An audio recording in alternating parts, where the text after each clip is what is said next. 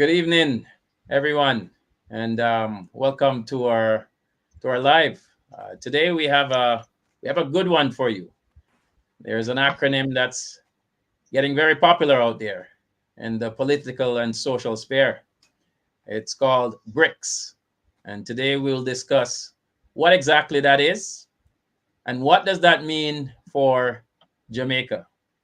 So tonight we have with us Mr. Joseph L. Patterson, President of the UIC. I'm sure you all know Mr. Patterson. And we also have Mr. Winston Wright, UIC Westmoreland representative. And Mr. Wright will be spearheading our main presentation tonight. Welcome, everyone who is online and here to support us and participate in this very, very interesting discussion that we have. So, welcome, gentlemen. It's going to be a good one tonight. Yes, indeed. Thank you, Mr. Nelson. Right. Okay, so Mr. Wright, you want to begin? You want to start us off? Well, before Mr. Wright begins, Sure. Let me just say, greet our president. I didn't get to say good evening, Mr. Wright. How are you doing, sir? Mr. President, I was talking to my kids, and it's almost a year since we've been on, since I've been on, so it's good to be on with you. Yeah, so thank you for that. It's a pleasure. It's been quite a while. I was doing the math myself as well, and say it's a long time since you've been here. So we're very happy to see you, and I'm looking forward to our discussion tonight. Everyone in the movement, in the executive of the movement, know that I had to take care of some personal matters. That is still a matter that is being addressed. But I did have some time, and I wanted to share with Uniters, with the movement, and this very important matter. As a matter of fact, the UIC usually talks about its foreign affairs outlook, and persons usually gloss it over because the UIC has always been protectionist of Jamaicans. Has always said Jamaicans first. We should fix Jamaica, fix our economy, and from there we can take on the rest of the world. Now tonight we're gonna look far afield to get that global outlook as to where our economy needs to go and what we need to do to play in the big leagues to be recognized with those guys up there that have those acronyms behind their names. So over to you, Mr. Moderator. Yes. So it's somewhat of a reunion, according to our president, Mr. Patterson. So, so Mr. Wright, we're gonna hand it over to you to begin the discussion to start us off. All right, so as you have said, Mr. Nelson, there is an acronym that is gaining popularity out there, and it's called BRICS, BRICS. And the UIC has been inundated with questions, including me personally. When will Jamaica join, and will the UIC take Jamaica into such an alliance? Now, let's firstly understand what BRICS is, what their agenda, their public agenda seems to be, and what we can discern from an economical outlook from them. And then we can discuss whether or not the UIC is willing to join. So the acronym BRICS is the first letter of the names of 5 countries. They are all economic powerhouses in their own rights. They are producers in their own rights. And to mention Jamaica's name in the same class, considering even though some of those countries share a similar background, is a disservice to the work that they have done on their economy and the lack of work on ours. And as the UIC has always said, our president has always said, that Jamaica is not a poor country, but a poorly managed country, and we'll demonstrate that. So BRICS, BRICS, is Brazil, Russia, India, China, and South Africa. And those countries came together and formed an alliance, and that alliance is making waves. Now, when we look at those countries, we see that they came together in 2012, thereabouts, and they have been steadily gaining popularity.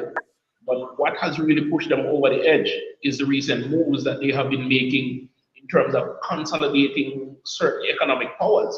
And definitely, the world energy producers compete with OPEC, led by the American-backed petrodollar. So we're going to look at what that means for Jamaica. So let's go back to BRICS, which is an intergovernmental organization. And as I said, it has the founding members being Brazil, Russia, India, China, and South Africa.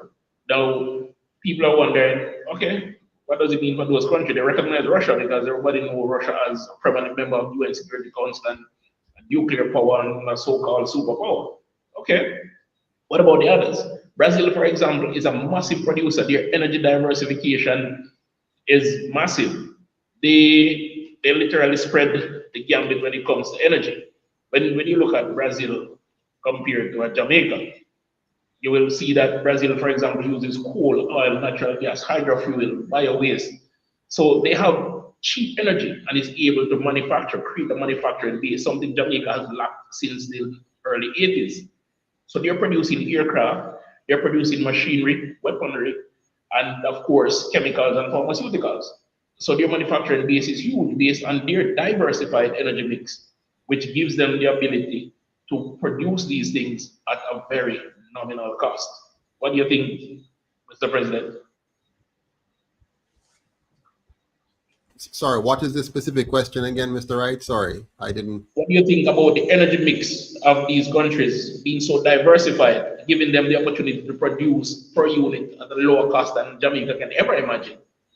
Oh, okay. Well, I mean, all of these countries have large amount of land and resources that they have actually exploited to their benefit. Jamaica being a relatively small country in size, has not made full use of its available resources. So like South Africa, for example, and even India, we have access to a huge amount of solar capacity that we have not tapped into. We have access to geothermal technology that we have not tapped into, access to biomass technology that we have not tapped into. But they have done what they need to do, and even some are doing less than they could. For example, South Africa is actually having some serious energy problems in their country because of similar problems to Jamaica in terms of corruption, monopoly in their energy sector, and the spin-off effect of that. So right now the Jamaican people are suffering because our governments of the last 80 years have chosen to create a big monopoly called JPS, as opposed to creating a diversified energy economy that would allow us to have many Jamaicans producing energy in different parts of the country and linking that to giving us greater access to renewable energies and how that could help. So it's just a matter of choice and management. And China is making great leaps in their area of energy development, but China suffers a serious problem. And the problem China suffers is that they have not figured out how to liberate their people. They still want to maintain this ironclad control over the population and not give them the freedom to fully, invent and innovate and know that they can benefit from their innovation and invention. And so they're now suffering from, capital flight and all kinds of challenges. So there's a whole lot of issues to look at. But in terms of BRICS, the big issue to me where BRICS is concerned is that we have a monopoly in the international trading messaging platform, which is SWIFT. And we have a monopoly in the currency, which dominates reserve status, which is the US dollar. So you have one country, and it's not even a country, it's just that it's based in the US. It's really one set of private bankers, because the federal bank, as well as the central banks and the cartel of them all, is in the hands of a few private individuals that masquerade as being a part of government, when in fact all they do is control the government. And they're in fact now controlling two very important things: a reserve currency on the one hand, which came about in the 1940s, and on the other hand, the messaging platform that allows us to do international trade. They're controlling both of those. And BRICS is now coming forward as an alternative to that. And we should be interested in an alternative, because what we want is a free and fair market economy. And a key part of that is having a decentralized platform, or at least having competing platforms that we can alternate between. When you have a monopoly, you're setting yourself up for control, for dependency, and in the end, another form of slavery. There you go. So you mentioned SWIFT, and it's important for Uniters and Jamaicans on a whole, that even if you're somewhere in the diaspora, you're not Jamaican, whether you're Ugandan, Nigerian, or Vincent, or whomever, and you're listening, you need to understand what SWIFT is, as Mr. Patterson mentioned. So SWIFT is, as he said, the messaging platform that allows international trade. Now, when you send your money from England to Jamaica, it's not the physical dollars that come. There's an exchange of value, and for that value to be exchanged, there is a message, a coded message that has to be sent over a specific communication network, and that is what SWIFT provides. So SWIFT stands for the Society for Worldwide Interbank Financial Telecommunications. It's a registered company, as Mr. Patterson said, owned by a select few. That is key. And they have a monopoly on this international exchange. And guess what? In recent times, they have been abusing that monopoly. They have been using it to sanction individuals as well as countries, i.e. Russia. And those sanctions has led countries like Russia, the BRICS alliance, and others to say, no, we need a competing alternative, just like Mr. Patterson has been saying for Jamaica and about everything financial in Jamaica. And so they have started to put together a BRICS alliance that will create a separate money exchange to compete with the current SWIFT system. What will that do, as Mr. Patterson said? It will give us an alternative for international trade, for example, which means those prices of exchange will come down. At one point, I had to send money internationally. And when I looked at how ridiculous the rate was, if it wasn't illegal to carry so much money, I'd put it in my pocket. Now, Yeah, when you why have is it an illegal? alternative, You know, why are they making it illegal for you to transport your own money? If you want to put into your suitcase as much money as your suitcase can carry, you know, they've really deceived us. You know, they've actually gotten us, we the people, to believe if tomorrow I'm going through customs and they open my suitcase and they find 20 million Jamaican dollars or 20 million US in it, I would immediately be arrested. Okay, because I have done something wrong. But why is it wrong to carry? If they have no proof that I've stolen that money from somebody, why is it wrong for me to carry a suitcase of money? Why have they put that in our minds that if we hear that anybody had a suitcase of money, then that person is automatically in the minds of all of us a criminal? You understand what I'm saying here? They've duped us. I definitely suspect that. Definitely, that's one of the concerns that the Brics, the company, well, now they're calling it Brics Plus because other nations have definitely joined, and that was definitely one of the concerns. I just wanted to know, Mr. Wright, are you planning to do a presentation, slides, or you want us to just have a free flow discussion? there is a video available if you have that queued. I'll let you know when. Do you have that queued? Okay. Sorry, repeat. Do you have the video queued?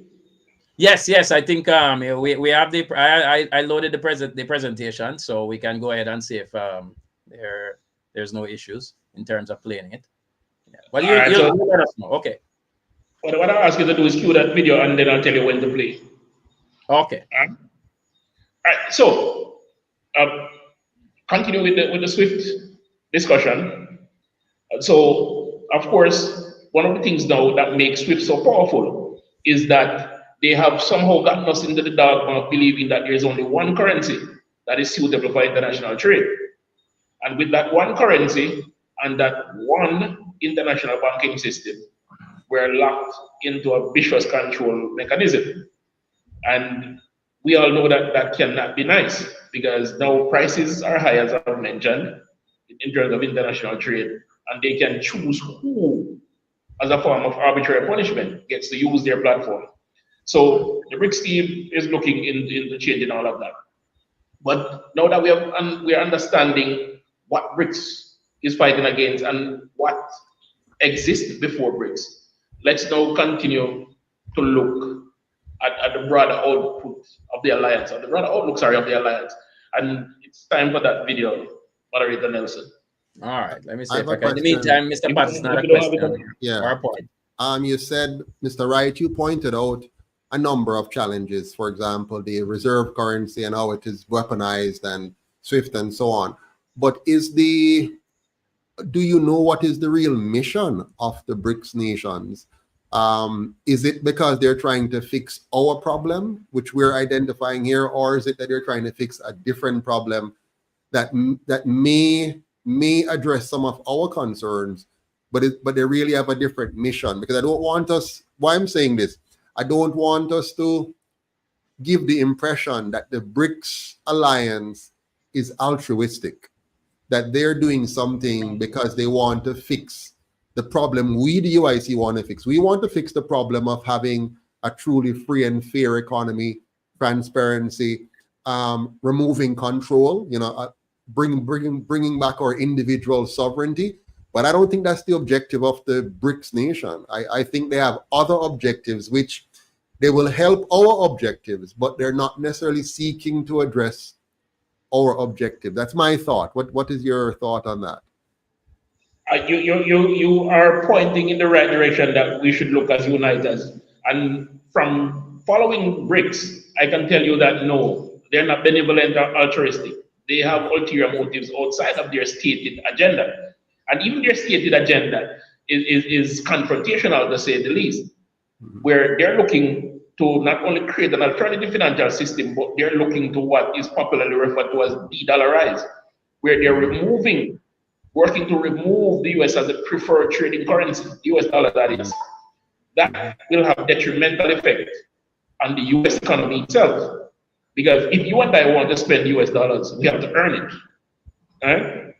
And in earning it, it gives demand and allow the currency to appreciate in value.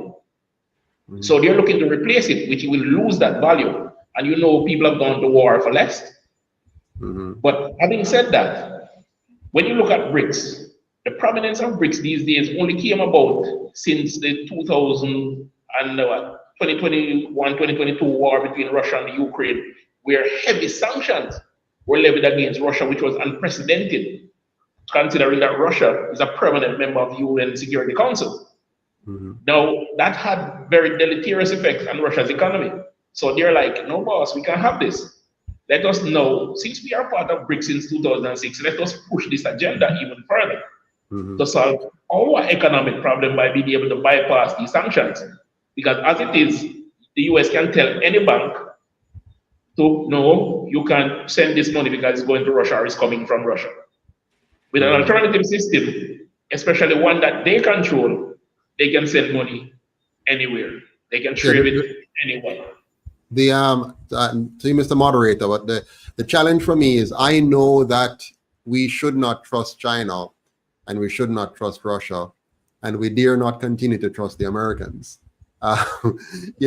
So I want to make sure that people don't get the impression that, hey, let's jump to BRICS. No, what I want us to do is let's encourage BRICS to exist, and let's have the SWIFT exist, and let's have the alternative. And bigger than all of that, let's educate our people so they really understand the game, what is really going on here, so that we as a people can even find another alternative superior to both the BRICS and the SWIFT in order to give mankind true freedom. Now, Bitcoin suggests that it is addressing that problem by having a decentralized system of currency or money.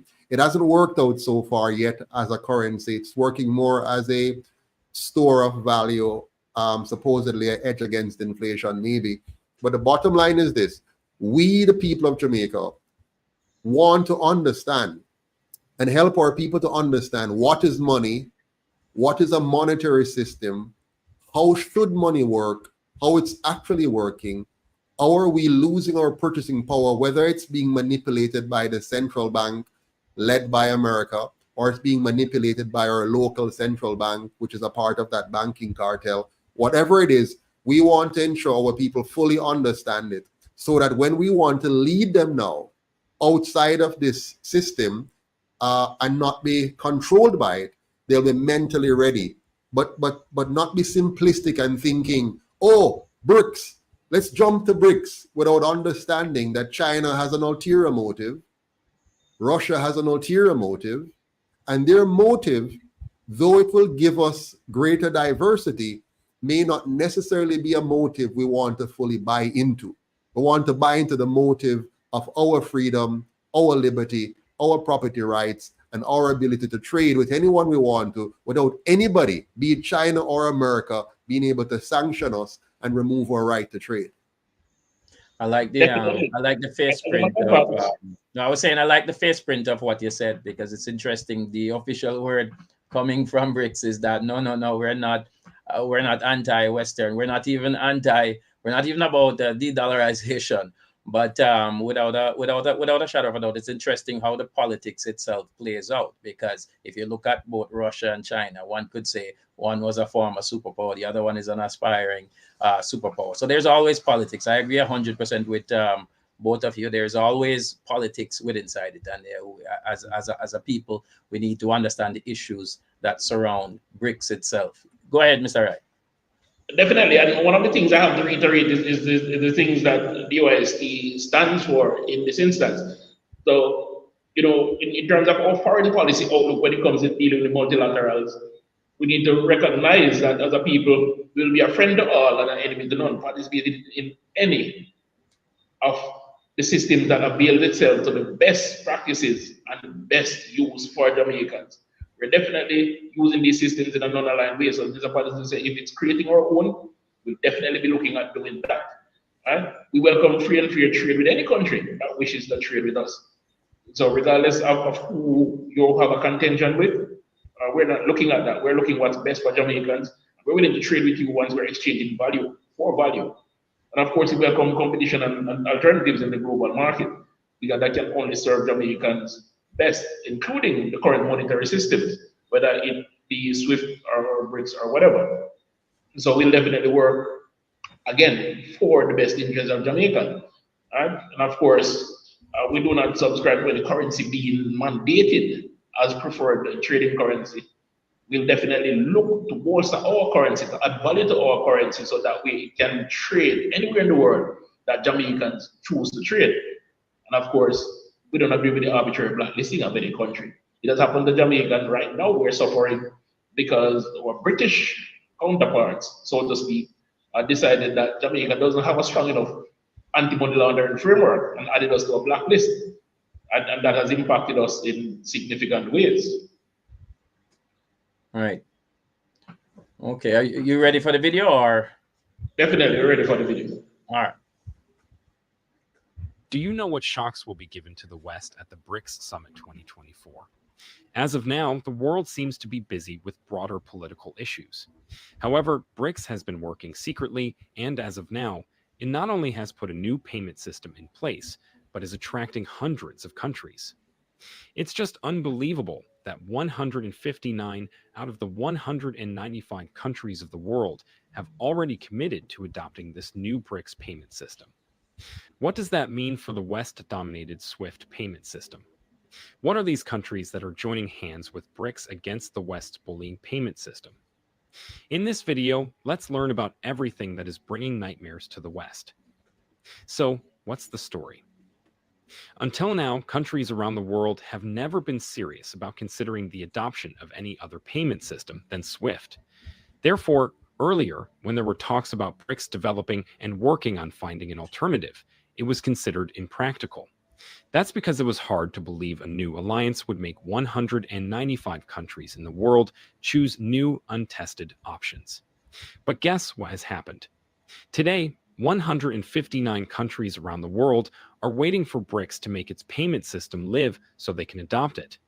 This new BRICS payment platform is designed to facilitate trade among member countries without relying on the US dollar, marking a major advancement in their de-dollarization strategy.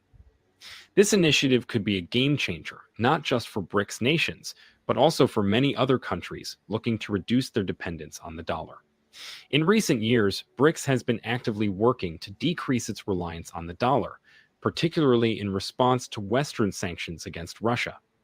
The creation of this payment system is a clear push toward promoting the use of local currencies and alternative settlement methods for international trade. We are seeing that despite initial doubts, the concept has gained considerable momentum. Elvira Nabiullina, governor of Russia's central bank, clearly said that this new system will provide an alternative to SWIFT, the globally dominant financial messaging network. To make things easier to understand for those who believe SWIFT cannot be replaced, she said that similar systems are already in place in other countries. The success of this system will largely depend on the technical readiness and interest of the participating nations, and in this case, new participants are waiting in line to adopt the new payment system. Victoria Panova, head of Russia's Brics Presidency Council, highlighted that developing this payment mechanism has become a top priority for the alliance. For many, this comes as a surprise because until now, Brics has been denying that it's developing a new payment system. She explained that the system is intended to make trade and economic exchanges between Brics countries more independent. This initiative is central to the agenda for the upcoming Brics 2024 summit.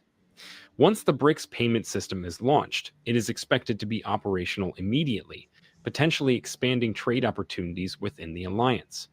With many nations eager to join Brics, this new system could become a cornerstone of their economic strategies, offering a viable alternative to the US-dominated financial order. But how has Iran entered the debate and made the West nervous? Nasser Kanani, the spokesperson for Iran's Ministry of Foreign Affairs, has put forward a proposal to link the payment systems of all Brics nations to streamline and enhance the efficiency of financial settlements between these countries. That's because Iran has the experience and expertise to survive despite facing strict sanctions. It knows how to bypass SWIFT and continue trade, making economies sanctions-proof. Kanani pointed out that the current geopolitical environment is ripe for such an initiative, particularly as Brics countries are increasingly moving their trade payments to national currencies. Therefore, Iran is pushing for a deeper integration of the economic systems within the Brics bloc. The proposed plan involves connecting the existing payment systems of these nations, which would allow for smoother and more seamless financial transactions across the bloc. After this, the payment infrastructure will be expanded and more countries will be added. In a recent press conference, Kanani highlighted the successful integration of the Russian and Iranian payment systems as a model that could be expanded across the entire Brics bloc. He emphasized that the conditions are already in place to advance this initiative and noted that Iran has formally suggested to Russia that this payment system integration be extended to all Brics countries. But what is this payment system that even the Western allies cannot ignore? Here's a reminder to please like and share the video and subscribe to our channel to watch more videos on Africa's geopolitics, economy, and changing landscape. Let's continue now. Even if the names of the 159 countries willing to adopt Brics' new payment system have not been revealed, it's obvious that they include Western allies. According to statements from different meetings between Brics members, the new payment system is being referred to as the Brics Bridge. It is being designed to facilitate cross-border transactions without the need for the US dollar. This initiative seeks to enable trade settlements in local currencies, reducing dependence on the dollar and potentially replacing the US-controlled SWIFT system. The proposed payment system would function independently, allowing member nations to conduct trade using their own currencies, challenging the traditional dominance of the US dollar and the Western SWIFT system. As of now, progress is being made, with ongoing discussions among central banks and finance ministries across all Brics countries, including the newly joined members. And what will happen if these 159 countries adopt Brics' new payment system? Go ahead. All right. So we've heard a lot, Mr. President, being said, but also nothing being said. Because as you have pointed out, and as I know from following, they're creating a financial alternative to suit their ends. Because if you look at the large body of countries that is being thrust to the fore, these are countries that are heavily sanctioned and looking, as the narrator said, to bypass these sanctions. So again, it is not being created for the benefit of all, but it's being created for the benefit of few, and those joining are seeing benefits for themselves So they're also joining. So it's not open, free, or fair. It will be controlled just like the others. So Yeah, we have to look at how to position our economy. Over to you, Mr. President. Sure. It's really so it's really a warfare. Eh? It's a war that's going on. So in the past we had wars where we sail on ships and we meet on the open seas and we duke it out, or we land on the shores of different countries or we bomb our way in and so on. We're now in a modern warfare, which is a monetary or economic warfare, which is happening. And we have this dragon which speaks like a lamb. If you are one of those persons who read Revelations, or Daniel and the prophecies in the Bible, America is depicted as this dragon which speaks like a lamb. So America has come to us and said to us, listen, we are the nation of liberty and freedom, and we want to spread democracy and freedom around the world. But at the same time, it is spreading some other things, like how do I get control of the assets and resources of a country and give opportunities to those who want to give opportunities to. So countries are fighting back, and some fight back in various ways. You have the Middle Eastern conflicts that we're seeing going on right now. You have the Russia-Ukraine conflict going on, which is really a conflict about land rights and America's dominance in terms of creating an alliance on the doorsteps of Russia. And so there are a lot of geopolitical challenges happening here, and countries are trying to figure out, how do we exist and survive in this environment? And so BRICS is really an outgrowth of that. And we now in Jamaica, our goal, in my opinion, must be, how do we safely straddle the fence and work with all sides in a way that makes Jamaican people the winner? The current government, from what I'm observing, they're more into almost picking a side in some ways, and also cut and pasting. So for example, whatever they're told to do by their international masters or foreign masters, they will just apply that to Jamaica blindly, and we the people suffer, because they who are in power, they will have the benefit of being in power and being able to get whatever side benefits that accrues to them, while we the people suffer. What we want is to ensure, I want BRICS to succeed, because if BRICS succeeds, we have two competing international trading platform in terms of transferring funds between countries and the peoples within those countries. The more we have competition, the better it's going to be for all of us globally, and Jamaica is a part of that global environment. But there is something more sinister at play here that I'm hoping we'll get a chance to speak about. And it's the fact that the SWIFT system is quietly, and maybe not so quietly, about to bring out its own central bank digital currency, which will be a powerful globalized currency. Because the truth is, the US dollar is dying either way. And the reason why it's dying is they have overextended it.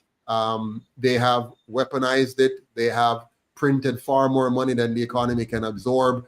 And it's only a matter of time before that currency bubble explodes, and the American people are going to face the problem first. Of course, the rest of the world too, but Americans are going to feel it even more. So they have to put in place now a plan to, when the bubble kind of bursts, they said, look, we're going to transition to a new system. I'll give you an example of this. In the 1940s, when we got onto the Bretton Woods system, they decided to make the US dollar the reserve currency coming out of World War II. Having done that, the US dollar was the reserve currency, and it was backed by gold, which means it was a currency which was not easily counterfeited without you start realizing the disparity between the volume of US dollar and the volume of gold to match it. The US continued to counterfeit its own money, printing more money than gold reserves. That caused some of the alliance members like France to say, listen, this isn't working out. I want back my goal and I want out of this. Once that started to happen, America began to quake. And so what they did in 1971 was to now eliminate the connection between the US dollar and gold, separate it completely. The US government even outlawed their citizens being able to own and trade gold as they wish at a certain point. The bottom line is the US dollar now became completely fiat, meaning fake.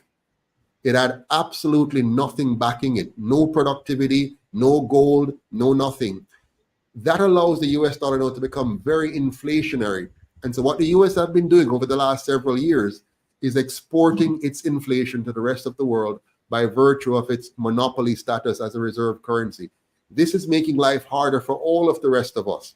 So as long as that system continues, we're in trouble. Now, in the recent years, they have increased liquidity 100-fold under COVID, under the 2007-2008 financial crisis. So we have a whole lot of liquidity now in the economy that needs to be mopped up, so to speak. Now, they can't just mop it up like that. They're holding off with, first of all, having negative interest rate, zero interest rate.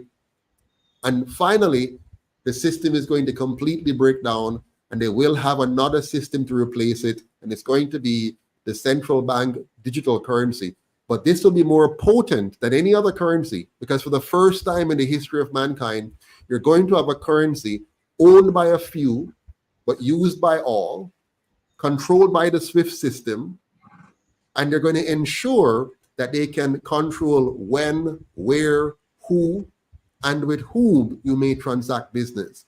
This will give them complete control over the life of every single human being on earth who uses their version of money. And their version of money is already dominant. BRICS is very important to break that dominance and give us alternatives. But better than that, we the people, and I'm now speaking to my African brothers and sisters, we as a people, it is time for us now to stop playing around with this issue of monetary, creating our own money, and in fact create our own money and create our own banking system and be able to have a third competing banking system, not just BRICS, which is led by China and Russia primarily. I mean, South Africa is really a minor player, to be honest with you. So is Brazil, even though they have some asset base. The bottom line is we need a third and even a fourth. But if we allow the SWIFT system to become what it will become, a dominant central bank digital currency, which is programmable, we're going to completely lose our rights as individuals to our life, liberty, and property. Interesting. So, Mr. Patterson, in connection to what you just said, and even matching it to the video as well, I noticed that a lot of the emphasis on the video had to do with payment options and so forth. And while we understand in the sense that the BRICS organization, China, Russia, it's right to play the political game to make it seem yes, there's altruism, but at the same time, we're giving options. We're not going fully against the SWIFT system. We're not going against the dollar and so on. And so we understand that there's a lot of political play in it. But just to touch base on the last set of points that you made, Mr. Patterson, if BRICS is to succeed and becomes a viable option, because the critics out there are saying that, they haven't accomplished much. Yes, they've formulated two banks that gives loans and ease certain restrictions in trade and so forth. But what really does Jamaica have to offer on the table? Well, I mean, yeah, go ahead. You want to go first, Mr. Wright? Thank you, Mr. President. Really and truly, Jamaica brings nothing to a table like that. We're in no position right now to enter any alliance. And I go back to what the UIC stands for. Build ourselves first. Be strong at home. Be protectionist of our economy and our citizens' right to trade freely and fairly. And then partner with anyone that is willing to work with us. If you're willing to trade with us, we're willing to trade with you. Now let's look at it. Economics alone.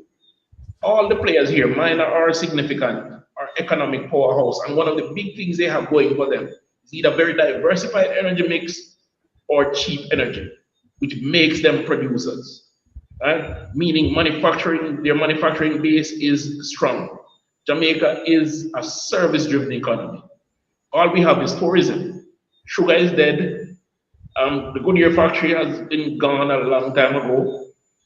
Dairy is dead. It has moved to Trinidad since the 80s, and I can go on and on. And the simple reason is because we have an energy monopoly, one that doesn't serve the interests of the people. And another program will talk about what the UIC policy is on diversifying our energy sector. But until we have that very diversified energy mix that allows production on a scale that makes sense, we can't go to a table like this and say, hey, I want to be a player. Over to you, Mr. President.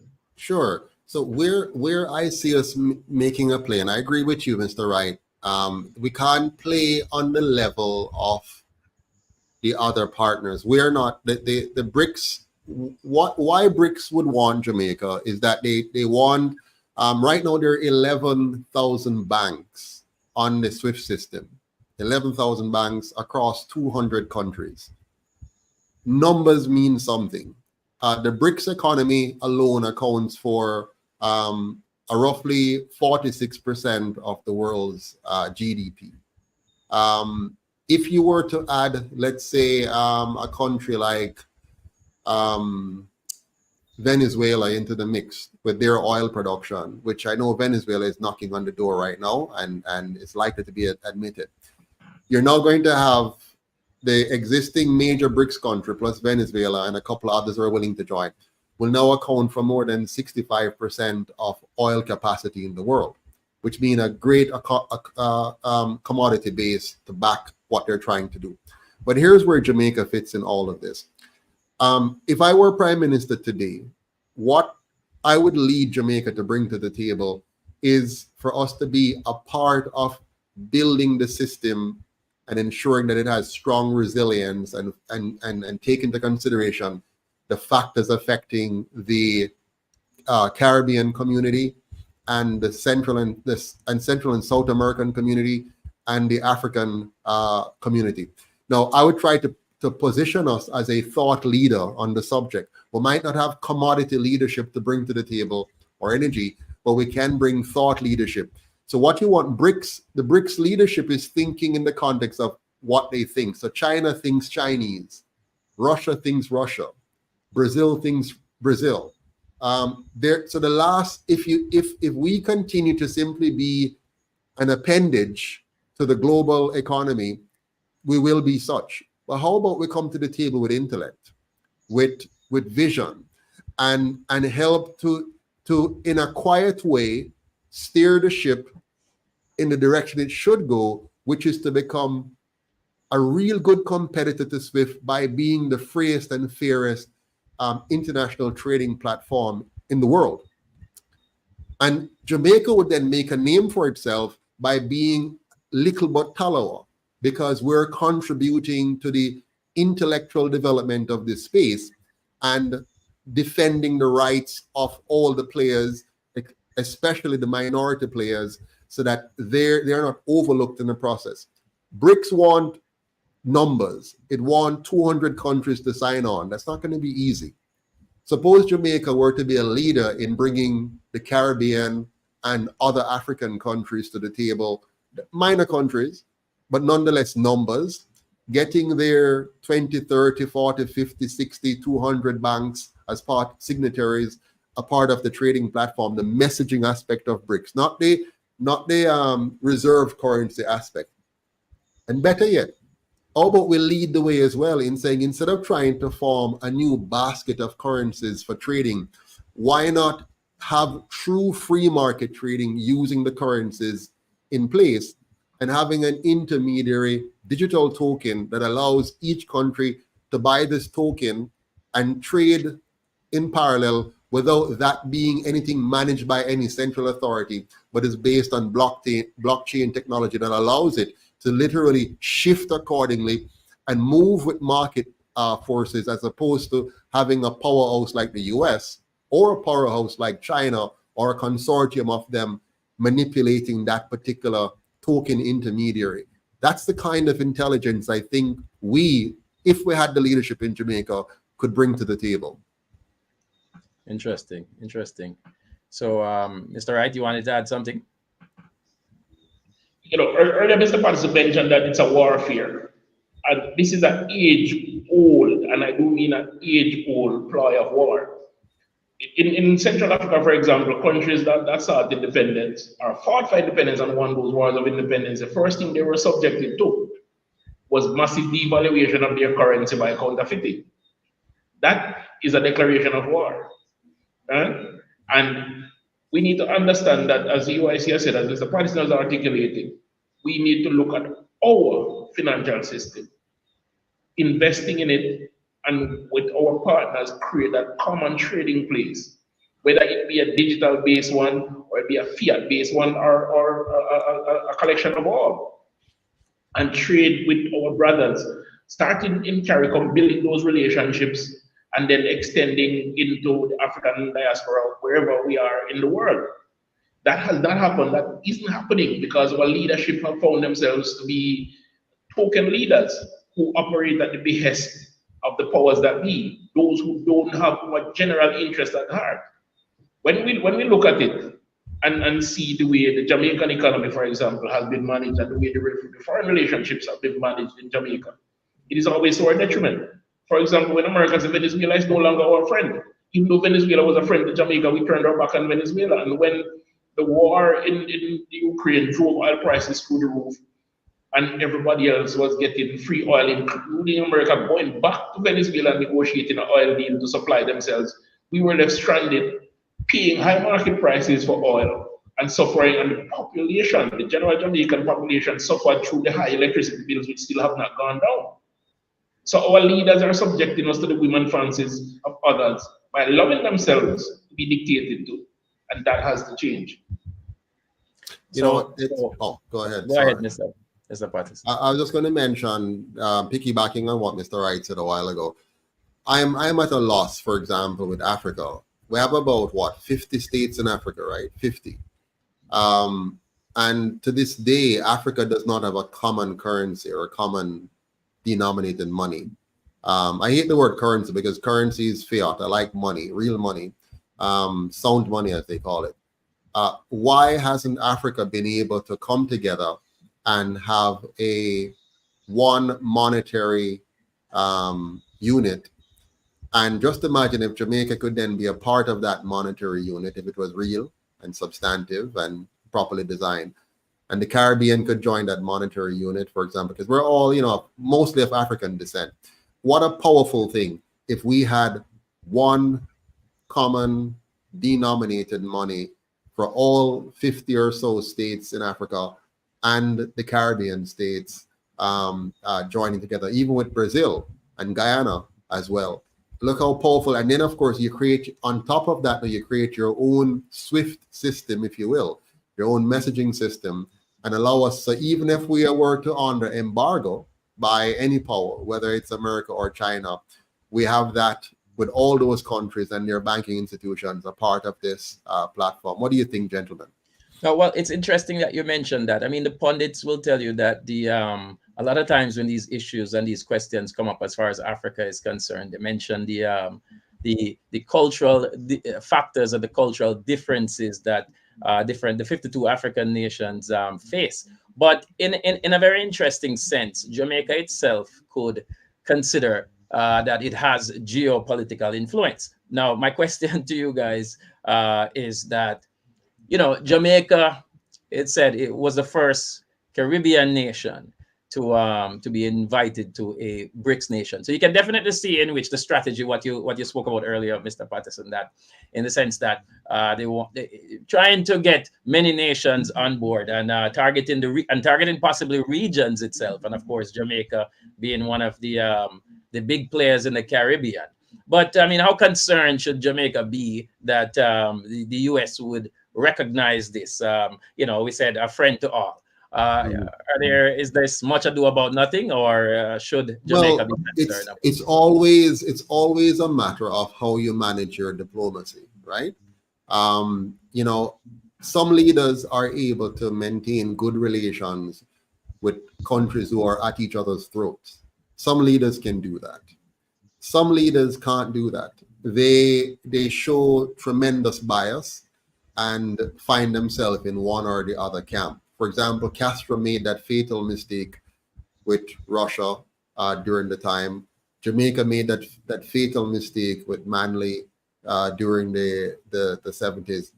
But a UIC government would really try to maintain good relations with all of these parties, understanding that they are in a war and understanding the war that they're fighting and how we must play our cards. So, for example, when the issue came up with Hamas and Israel, our position should always be one of mediator. When Russia and Ukraine developed, ours should be mediator. When the problem occurred in Haiti, and you have foreign influences coming in, again, Jamaica should play a role as a mediator. We should not have sent our men and women in uniform to go and help to push a particular agenda in Haiti.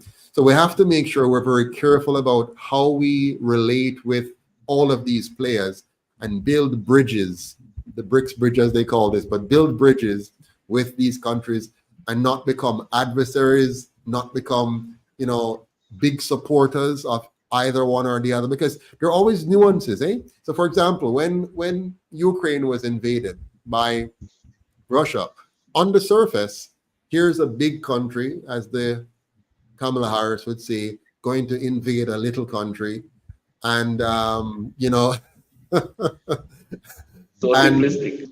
and yeah, there's more to all of this, So for example, one would know that, okay, so here's America building the NATO alliance and expanding it on the doorsteps of Russia, even though in previous years they had made concessions and agreements that they wouldn't do that. And now you're stoking the bear and creating some serious problems, and the bear is going to respond for various reasons and so on. Also, you go to the China situation, understanding how China became China, the role that America played in that. So now when they chastise China for certain things, you should know that they're being hypocritical because of how they played the game. So you have to learn now not to get entangled in the optics of the situation. And I really love Lee Kuan Yew for how he has balanced this throughout his tenure as Prime Minister of Singapore.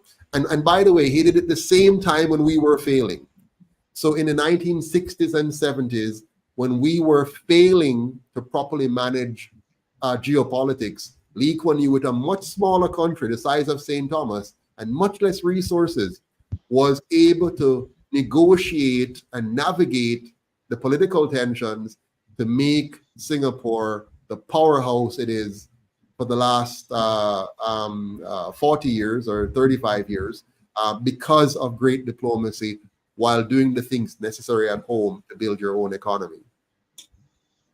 Right. You mentioned the Caribbean earlier, Mr. President, understanding the history of the Caribbean. You mentioned like Haiti, etc. There is a seedy underbelly to all of this, and we definitely need to do another live to look at the Haiti situation, to get into that. A seedy underbelly to all of that.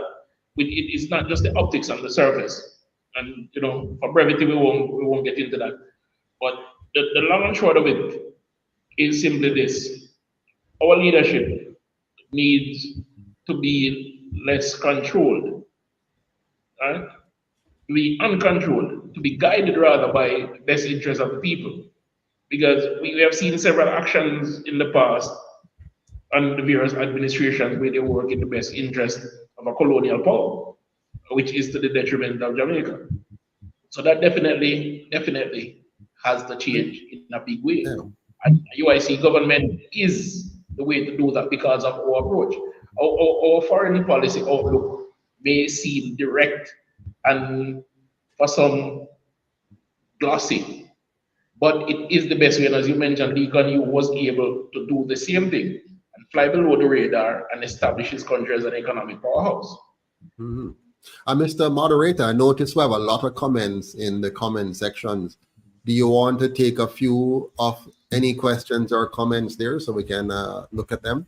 And while you're doing that, Mr. Moderator, I just want to say, when it comes on to where BRICS is heading and what Jamaica needs to do about it, I want to piggyback on something Mr. Wright said a while ago. He talks about our leadership becoming less controlled. But our leadership, the leadership of Jamaica, or what I like to call the misleaders of Jamaica, they are incapable of ever representing the people of Jamaica because their political parties are not funded by the people of Jamaica. Their political parties are funded by PSOJ oligarchs. So those two colonial parties will only work in the interest of the PSOJ oligarchs. Now, the PSOJ oligarchs are not interested. Yeah, Mr. Wright? Sorry to interrupt you, Mr. President. You have said this several times. Yeah. And I get the impression that persons think you're just speaking in hypothetical. Can you, in your comment right now, give one or two specifics as to why you said that? Sure. So when you have a political system where the parties, remember the parties claim to represent the people of Jamaica. Yes, they go out and they campaign and they get the votes of a small subset of the people because the majority of Jamaicans no longer participate in the voting process. So we have a government that does not represent the people of Jamaica even by votes. Now, how do they get these votes? They get these votes because they have been given monies by a particular donor, right? A particular funder. The funder is primarily the PSOJ oligarchs. Now, these are big business and corporations, many of whom are no longer owned by Jamaicans, by the way. You understand? So a lot of the people that are controlling our boardrooms are not Jamaicans anymore. Less and less Jamaicans are having a say at the table of corporate Jamaica. Corporate Jamaica is now really foreign owned for the most part. So if you have foreign owned entities and rich elites here in Jamaica, who some live here and some live abroad and some transit through here, they are now controlling these two political parties. Now, how will these parties make decisions? They're going to make decisions based on their donors, based on their funders. Now, bear in mind, there's also a secondary funder. While they get direct funding for campaigns through the PSOJ oligarchs, they also develop a relationship with international partners who said, you know, when you're elected, we're going to work with you. You're going to get grants. You're going to get loans from us. Now, when politicians get grants and loans, they now figure out ingenious ways to siphon off some of that money into their own personal enrichment. And sometimes they can't declare their assets timely or properly or explain them properly because of where they might have gotten the funds from. And you know about that. But go ahead, Mr. Wright. Mr. Wright, I saw where you wanted to intervene. So it's a specific reference to a newspaper article. Sorry to interrupt again. Is this specific reference to information that came out in the print media a few months ago that listed major political figures in government and in opposition who have huge, charitable trust and associations under their name sitting on a substantive war chest? Absolutely. And we don't know where these monies came from because they're not being audited, right? They're not being audited by they're not being audited in a way that would lead us to the truth. There's no real audit. There's no forensic audit. So what you have happening is there are all kinds of monies coming in to these politicians' coffers for them to win elections. Now, back to your original point, Mr. Wright. Now, when you have a government that is not owned by the people, that government will not work on behalf of the people. The two colonial parties know that they will win the Jamaican election whether or not they ever address the real interest of the Jamaican people. So, for example, today, oh, by the way, they brought back electricity in my area. I live in between Elam and Bogue in St. Elizabeth.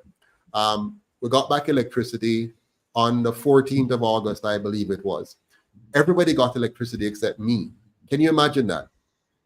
So they figured out a way to give electricity to everybody in the community and to find a way that just between me and the two sides of the community that I border, I don't have any electricity.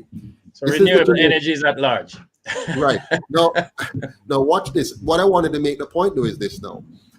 When I'm telling JPS to come to my house, to come and address the problem, they ask me, how do I get to your house?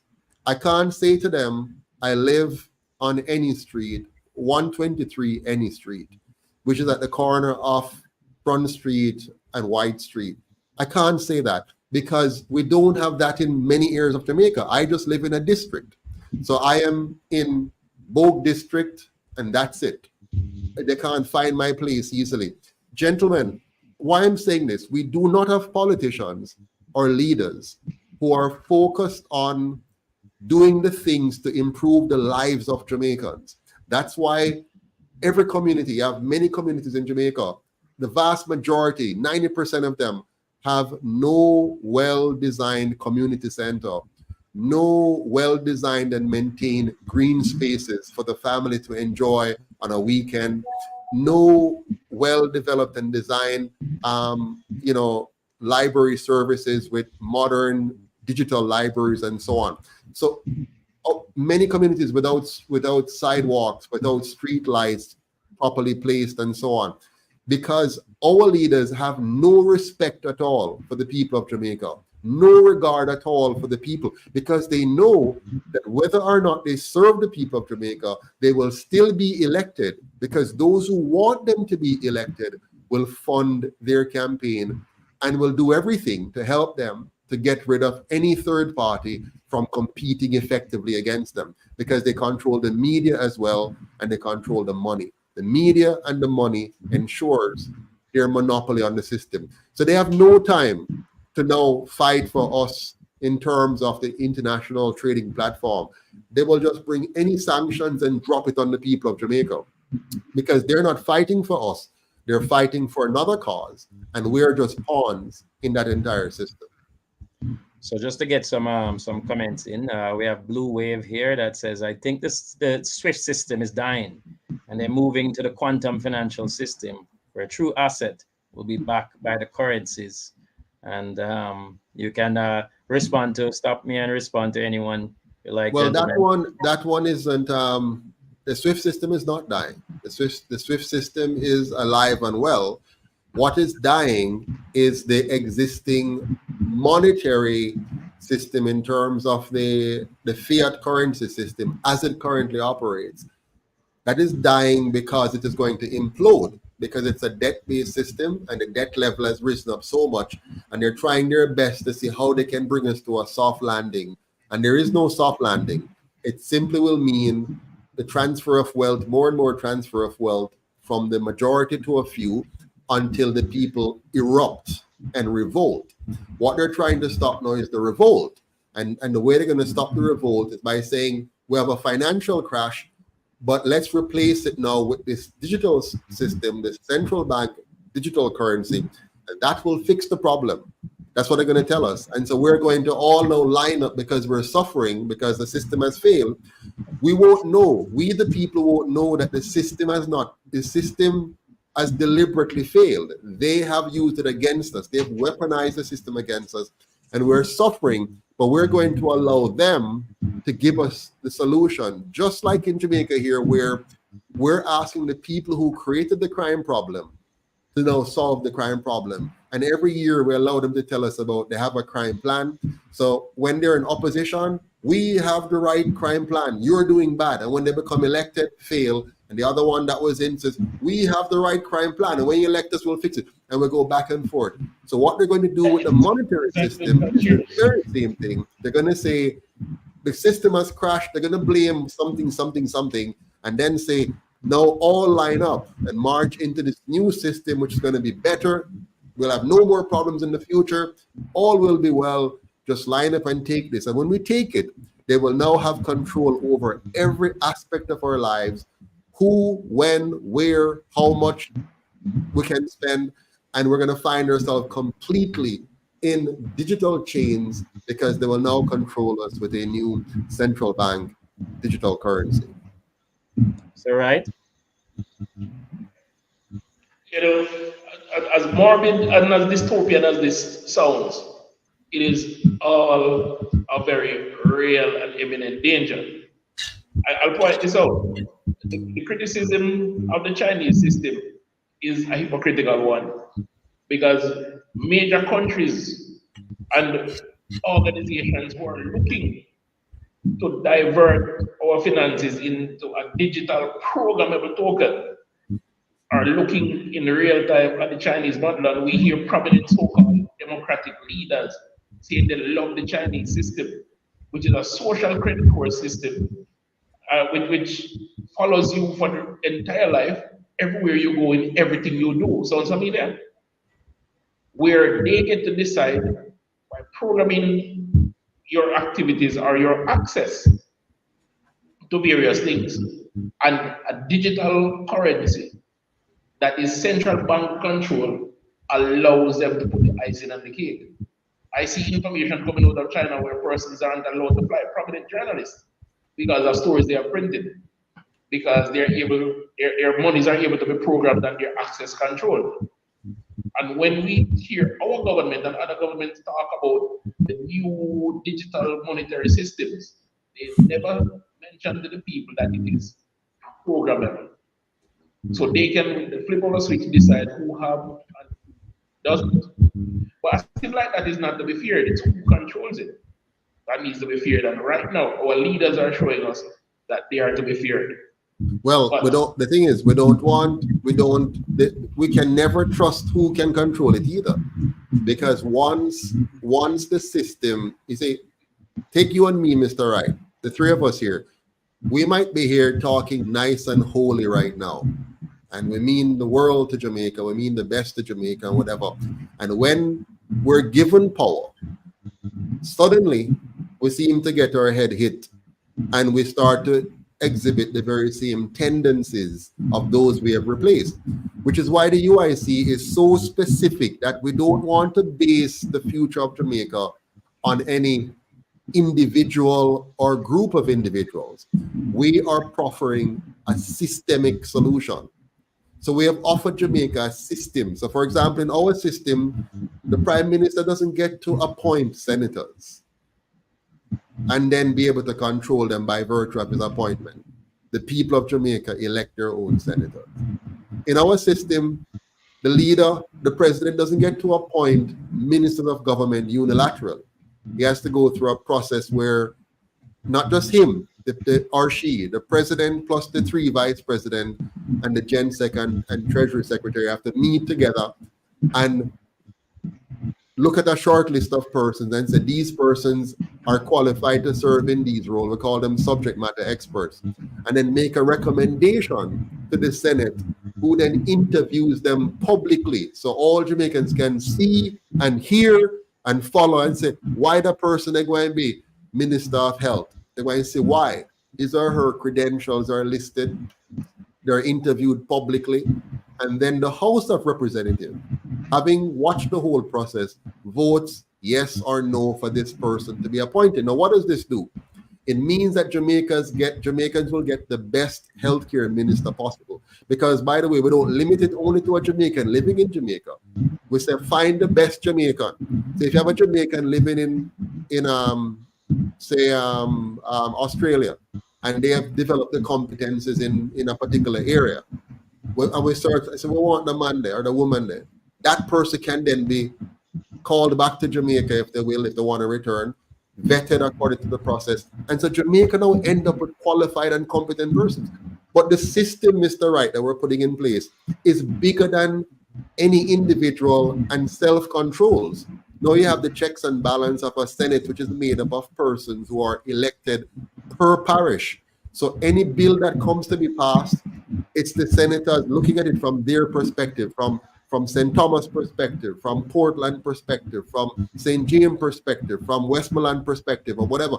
So we get a bill passed that will protect the interest of Jamaicans across all 14 parishes, and not any bill that was pushed through the Congress or the Parliament by special interest groups who have control over our prime minister and over his cabinet and over his party by virtue of contributions. And that is why we have a 100% publicly funded system, so the best and brightest can run for office and not be hindered by the lack of funding coming from the oligarchs, but instead it's publicly funded based on your personal qualification, independent of party. So these are the kind of systemic changes we want to make that will make Jamaica foolproof from any one of us becoming elected and then going rogue. The system will contain us and control us. What do you say to that, Mr. Moderator? So I just so some will say that corruption is a human problem, and no matter what system you create, they will find a way. So perhaps you can emphasize to the people the checks and balances, the accountability, and the swift action that will be taken underneath a UIC government, under a UIC government, if such breaches occur. Yeah, absolutely. Of course, first would love to hear me say, for example, we're going to, chop your neck off or do something, but that's not the issue here. The issue here is this: while human beings will always attempt to do wrong things, the key are the checks and balances. So in Jamaica, we have a prime minister's office, which is all powerful. You appoint the Senate, you appoint cabinet ministers, you can take several ministries onto yourself and say, me around this and so on. In a UIC system, that's not allowed. You have proper checks and balances by virtue of the leader of the country cannot take on these portfolio onto him or herself because he's limited to his role and is constrained by these other checks that are written into the Constitution. So it's very important for people to understand that while no system is foolproof, there are better systems than others. There are companies, for example, who have good internal controls, and my job as an accountant the last 30 years is spent putting in systems and controls in companies, very big companies. With oil for credit, it's $146 billion operation there. So the bottom line is this: if you have good systems, you get good results. If you have bad systems, you get bad results. Jamaica has a very bad system, and we're getting very bad results. For example, Mr. Wright, look at our road construction and maintenance. If we had proper checks and balances, you would not award contracts to people who can't do the work, and they would not get paid if they haven't done the work properly. And if you have a subsequent major failure, they would be on a blacklist because of that, and their insurance indemnity would have covered the problem. So Jamaica would have ended up with good quality roads that last the duration of the material that should have been used on them, and would get value for money. Similarly, in our education system, we would not have a system where schools just get money regardless of the quality of students they put out, and teachers get paid the same way no matter what happens, and so on. Nor would you have a welfare system where parents just get some money, but there are no connection between the money and the outcomes in the lives of the students that are supposed to be funded in the process. The UIC is going to link cause and effects and ensure the checks and balances bring out the best in all of us as a people. It's all right. Now, there's much I can add to that, but first let me say, I love the George Orwell parallel, and absolute power corrupts absolutely, and that is absolutely correct. We see that here in Jamaica, where the office of the Prime Minister, as Mr. Patterson pointed out, is a power unto itself, harnessing several ministries and junior ministers and so on under his portfolio.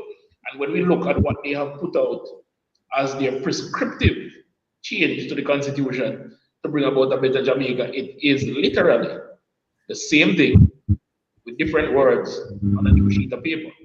Actually worse. Absolutely not worth the ink that was. It's actually worse. I'll give you one example, Mr. Wright. Sorry to interrupt you, but I'll give you one example because you said it's the same thing, and I know what you mean, and I agree with you, but it's actually worse. Look at what they're about to do in the current colonial system, right? The current colonial system. For the Prime Minister to get a 2/3 vote in the House, the Senate, in the current system, the Prime Minister has automatically 13 members of the 21-member Senate, and the opposition party has 8. Okay?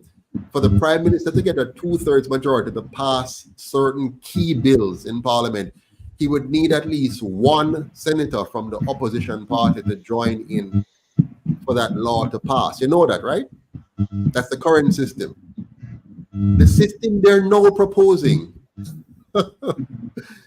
is to give the prime minister Yes. and the governor general whom he appoints an absolute 2/3 majority in the new system, regardless of the opposition party.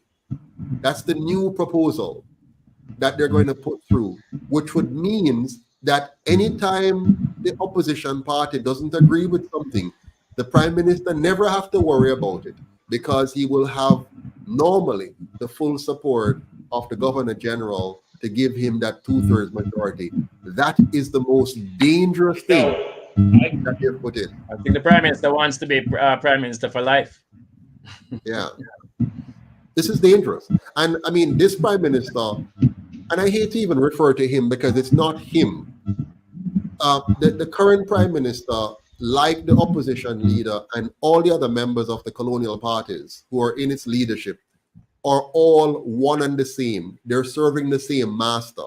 So sometimes they get us to become antagonistic against one or the other. Like right now, there are many Jamaicans who are looking forward to voting out the current prime minister on the false pretext that when they vote in the other one, they're getting an improvement. You're not getting any improvement. All you're getting is a change of who is in the seat and the face. But the outcomes and what is being done to the Jamaican people will continue. And if you want an example, let's look at it. The People's National Party has had 18.5 years straight in office. And when they finished, it was worse than when they started. The JLP has gotten the first 2 terms at every major juncture in Jamaica. In 1944, they got the first 2 terms. And in 1962, they got the first 2 terms. That is 20 years. And you still got the same or worse result. Look at our crime rate. It has just gotten worse over the years.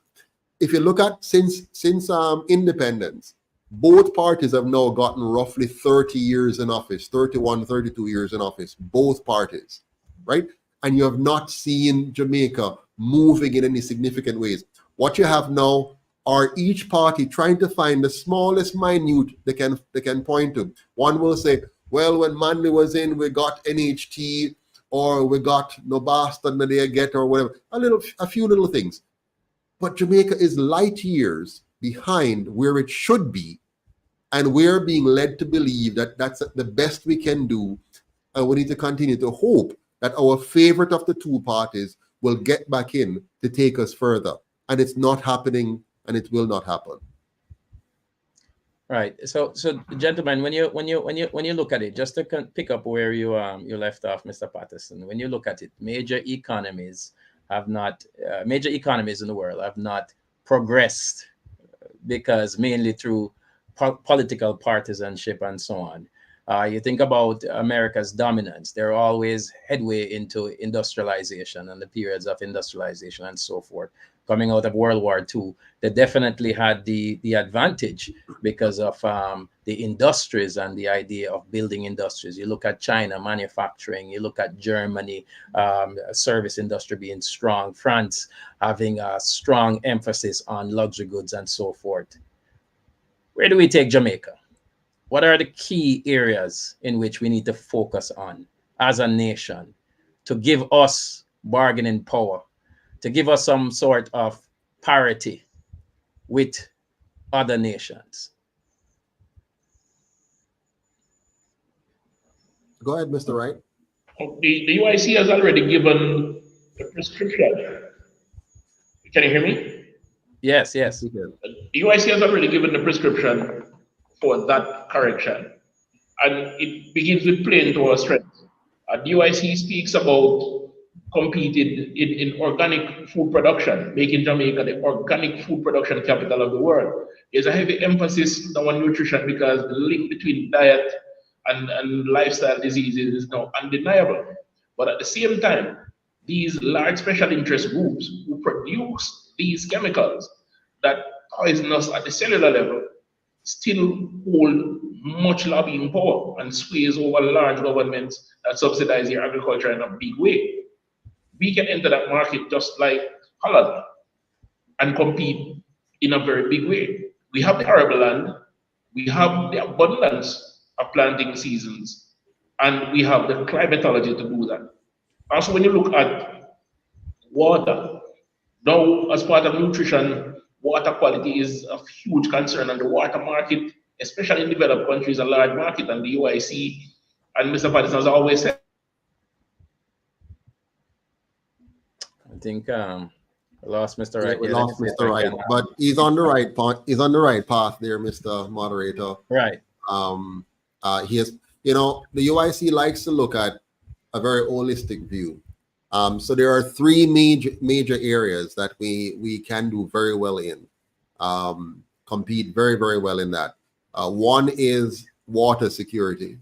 We have the capacity to be a water giant, to be a giant in the harvesting of water, the purification of water, the trading of water. Now, we benefit as a country by doing that because it means we would have protected our water table, protected our water harvesting, and build out our water harvesting capacity, and become a giant in capturing, storing, purifying, and selling water.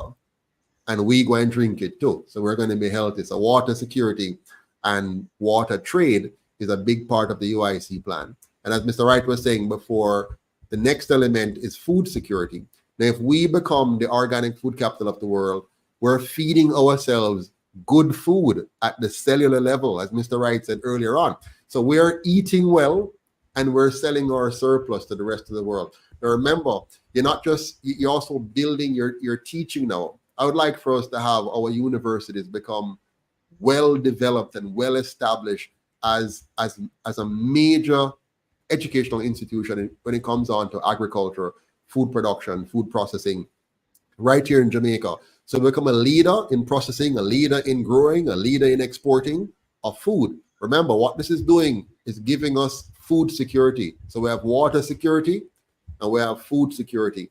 And the third component now is to have energy security by building out our ability to capture alternative energy, water, wind, biomass, solar, geothermal, and co-mingling those in co-generating facilities, including our citizens becoming a part of the harvesting. So our citizens now being a part of a network.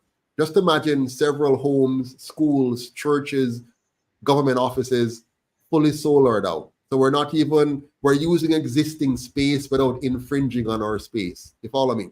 And, so we mix that into now the whole business of the whole water harvesting and food production. So you're using this kind of energy to help you with that kind of work. And you're training your students in, water engineers, food engineers, energy engineers. Okay, so we're becoming a leader now. We're developing skills now that we become a leader globally in these three areas. Now we mix these three things now with something we call community tourism, where now we focus on making all of Jamaica look, smell, and feel like a tourist resort. Beautiful roads, lovely sidewalks, beautifully manicured grass and flowers and fruit trees and parks. And all, so that the whole country just look like a tourist destination. Every community, whether it's Betheltown where Winston is, or Bogue up here, or Elam down there, or Braze River, or Santa Cruz, anywhere, right across Jamaica, it looked like a tourist resort. Not for the tourists, it's for we. But we're doubling its effect now by having it now become a mecca for tourists to come in throughout the country. So we don't have to rely now on the all-inclusives to bring us the money, which most of it goes back out because they're foreign-owned. We bring the tourists to the homes of Jamaicans, in the backyard of Jamaicans, in the front yard, in the community, and they're spending the money directly with the Jamaican people. So watch what's happening now. We're attracting tourists because we're pretty, and we're now going to have the Jamaican culture spread out. But we're also, because we're a water leader, the tourists want to come and see that. So we have all kinds of things that show how harvest water, how we process it, how we purify it. So we become like a museum, Mr. Wright, a museum for the highest technology of water management, water capture. The same thing for food. We're a tourist attraction because of how well we harvest and produce organic food. The tourists want to come here. They want to taste our grape and our strawberry and our orange and our banana and our papaya and our jackfruit and our Julie mango and East Indian and all the other mangoes we have. And it's a part of our tourism mix now. So we're doubling our benefits now. We're harvesting good water, drinking good water, exporting it. We're harvesting good food, eating it, exporting it. We're harvesting good energy and becoming a leader globally. So now we're now consultants in the rest of the world on energy technology. You understand me? And now we have all these people coming into our country to enjoy it at the grassroots level, spreading the money there. And on top of that, so we have tourism, we have the food, and now we have the best community policing service in the world, where the police is no longer this brute force element, but is actually like a social worker that's a part of the community, known by the family, known by the children, known by the nurse, known by the optometrist, known by the doctor, known by the auto mechanic, and is a part of the community. So the people becomes comfortable with the police, comfortable to report crime, comfortable to report corruption, knowing that they have a trusted police service that they can rely on and is there for them, know them picnic from baby growing up. They're a part of the community and they're highly respected because they're well paid, well trained, and they look upstanding. They look wealthy. If you're a police officer in the UIC Jamaica, you must look wealthy. You must look like you're one of the best job in the country.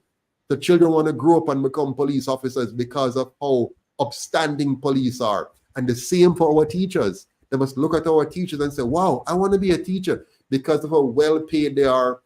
They drive good car, they live in good homes, they're upstanding, and they're a part of the community. I've said enough. Back to you, Mr. Wright. Welcome back.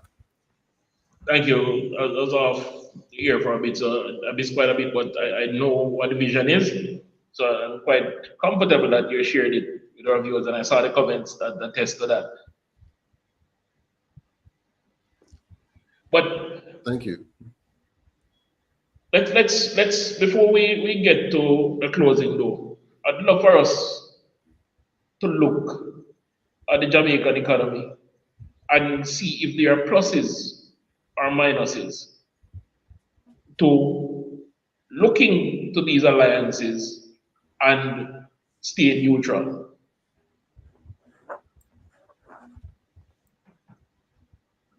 Sorry, was that a question, Mr. Wright? I didn't hear it. Forgive me. Yes, I was saying I'd love for us to look at the Jamaican economy, where we are today, and see what are the pluses and minuses, if any, in joining these alliances, these type of alliances, and on the other hand, stay neutral in the face of these alliances. Yeah, I mean, Mr. Moderator, my position is that it's not even so much that we're joining an alliance. We should be encouraging the world to say it's good to have alternatives. We should say to our American friends, we believe in your vision for the world, a vision where we have free and fair markets, a vision where we have competition. So we're not going against America. We're appealing to because we believe in freedom. We believe in what the American dream is, where every man and woman must have the right to their life, liberty, and property, and the ability to prosper to the fullest extent. We believe in a meritocracy. We believe in people earning their way through life. We believe the best man should win. And the best way for us to do is to have competition. So America should welcome Brics, and Brics should welcome SWIFT. And we, the people of Africa, should welcome an African monetary unit that we, the African people, embrace, and it becomes a dominant form of money that allows us to trade freely, not just with Africa, but with the rest of the world. But of course, let's begin with the United States of Africa, the United States of the Caribbean, and we can extend that privilege to our friends in South and Central America, and we continue to broaden it. So we are for freedom, we are for free trade, we are for competition. We believe competition brings out the best in us. When we go to the track meets and we see the likes of Usain Bolt and those who come after him, Mr. Thompson and others, we love to see a good race. We don't want to see anybody being held back. We don't want nobody to put shackles on the feet of the runner from Russia or the runner from China or the runner from the Netherlands. We want everybody to have the same starting blocks. We want everybody to have the ability to put on their best pair of shoes, to train to the best of their ability. And when the gun goes off, we want to know that there are no false starts. And they're allowed to run, and the best man cross the tape. In the economic world, the more you have competition for a product, is the better the product and the lower the price. The lower you have, like what we have now in JPS, JPS has no competition because the government of Jamaica gave JPS a monopoly over energy in Jamaica, over power in Jamaica. And because of that, when JPS fails, we all fail. When JPS is inefficient, we all pay the inefficiency. And we're saying the time has come for us to say no more of that. Let's diversify our energy market and allow multiple players on a public grid. So we must make the grid public and have competition and have the competitors fund that grid through taxation and allow all Jamaicans to be able to plug into that grid without any sanctions against them. Allow them to put on their solar system and sell excess energy to the grid if they have any, or buy what they need from the grid if they need to. But let us stop propping up monopolies in Jamaica and having a true and free market for the product of energy in this country. And when it comes to the discussion of BRICS, those are very powerful points and good summary for the discussion. You made the 4 points you made with the water security, food security, tourism, and community policing. You know, I guess it could be said that stability, because those points towards the direction of stability. Stability brings ingenuity and creativity for sure. So I definitely can see how that could resonate with well-thinking Jamaicans. Closing thoughts, Mr. Wright? Yes. The Jamaican economy has been in shambles since the day we landed on this little rock. It was built on servitude and continues to be fueled by servitude. It's not an economy that served everyone's interest. We're at the point in our history where we know that the system is rigged and the two-party system has failed us. It is time to embrace a change that offers a new direction, new way of thinking, a more inclusive way of thinking. It is time for us to look at the systemic failures and not make excuses. It is time to move away from the die-heartedness of it all and go to the common sense of it all. It is time for us to look to the future of our kids because we realize that the world is transitioning. And if we don't prepare the world, this country for our kids, then our kids won't inherit it. So, isn't it time for a united group of people, a group that is independent in thought and independent in practice, a group that is a Congress but not partisan? Isn't it time for you to work as part of the UIC to build the Jamaica you want to see, to be a part of the change you want to create that future for your kids that was not created for you? Amen. By the UIC. Well said. Patterson? Mr. Patterson? Sure. So tonight we're looking at the issue of the BRICS: Brazil, Russia, India, China, and South Africa. Their goal is to replace the US dollar as the currency in which international trade is settled and to replace the SWIFT system, which is the US-controlled messaging platform used to facilitate international funds transfer. Decisions made by the United States-based central bank or Federal Reserves concerning the interest rate and volume of US dollar in circulation affects every country that maintains high levels of USD reserves, including Jamaica. The United States government and its allies may also place sanctions on other countries by limiting or blocking their access to the SWIFT system. making it very difficult or impossible for them to trade internationally. The weaponization of the SWIFT system is a form of economic warfare, which gives the United States a tremendous amount of power, as it may cripple the economy of any nation it deems a problem. Russia, which has faced severe sanctions on the SWIFT, has developed its own system. China, whose currency has increased in circulation for some international trade, has also developed its own version of SWIFT called SIPS. The BRICS countries are set to launch a joint alternative to SWIFT that would also replace the USD as the world's reserve currency by using a new currency or basket of currencies, or trading directly in each other's currencies, bypassing the USD altogether. Having two or more alternatives to SWIFT is a very, very good idea, because it would bring an end to the current international monopoly of both the SWIFT system and the USD reserve currency domination of the currency market. Having an alternative to SWIFT would reduce its impact as a weapon and allow for a more free and fair trade among nations. But we must not allow the BRICS or any other arrangements to become a monopoly in their own right.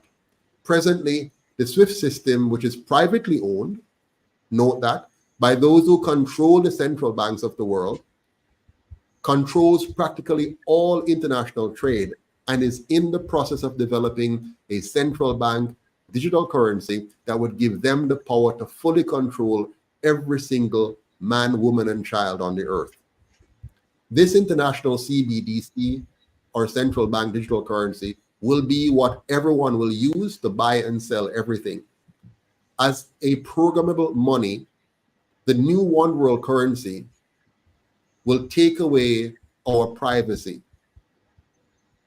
And that privacy will be in the hands of a private oligarchy that will be able to monitor and dictate what, when, where, and for whom, or by whom, and to whom you may buy or sell.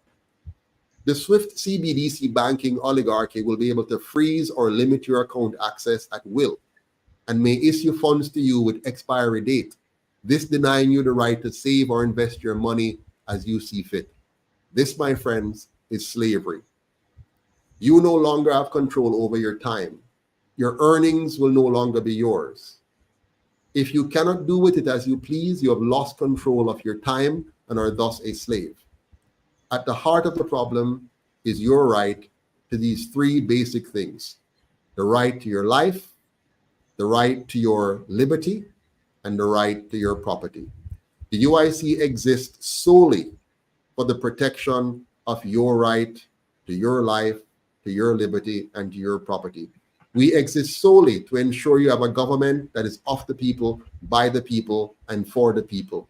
We exist to ensure that at the end of the day, be it BRICS or SWIFT, the UIC is here to protect you from any form of dictatorships, any form of control that would deny you of your freedom.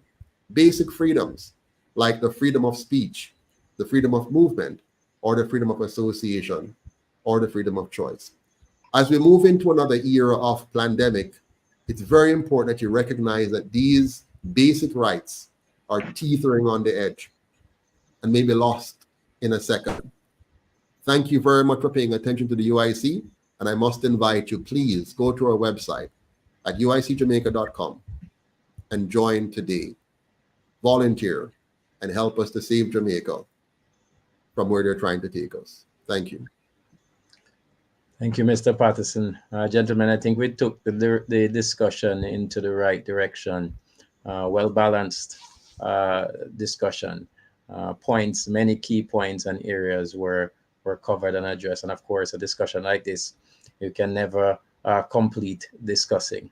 So thank you, gentlemen. And thank you for everyone who tuned in and everyone who participated in all the comments and all of the UIC supporters and the supporters that will come in the future. Thank you, everyone. Have a wonderful night. Thank you. Have a good night. All the best. Bye, Mr. Wright. Good to see you again.